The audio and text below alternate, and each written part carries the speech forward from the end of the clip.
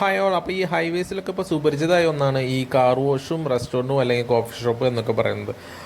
വളരെ അധികമായിട്ട് കണ്ടുവരുന്നത്. അതുപോലെ പട്ടിക്കാട് ഭാഗത്തുള്ളൊരു ഷോപ്പാണ് ഈ വാഷ്മെൻസ് കാർ സ്പാ. അവിടെ നിന്ന് നമുക്ക് എന്തോ ഓർഡർ ചെയ്യേണ്ടതെന്ന് അറിയണ്ടായിരുന്നില്ല. അതുകൊണ്ട് നമ്മൾ സാധാ ചെയ്യണ പരിപാടി തന്നെ ആദ്യം തന്നെ ഓരോ ബിരിയാണി ഓർഡർ ചെയ്തു.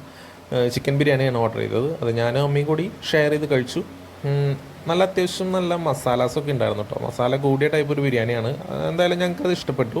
അപ്പോൾ അതിനുശേഷം എന്ത് കഴിക്കണം എന്നുള്ള ഒരു കൺഫ്യൂഷൻ വന്നപ്പോൾ നമ്മൾ സാധാരണ പരിചയമില്ലാത്ത കടകളാകുമ്പോൾ സാധാ ഓർഡർ ചെയ്യുന്ന അതേ ടിപ്പിക്കൽ ഐറ്റംസ് തന്നെ. നമ്മൾ പൊറോട്ടയും ബീഫും പറഞ്ഞു. അപ്പോൾ പൊറോട്ട 2 പറഞ്ഞുള്ളൂ. ഞാനും അമ്മയും ഓരോന്നെടുത്തു. അതിനുശേഷം ബീഫ് ഫ്രൈ ആണ് ഓർഡർ ചെയ്തത്.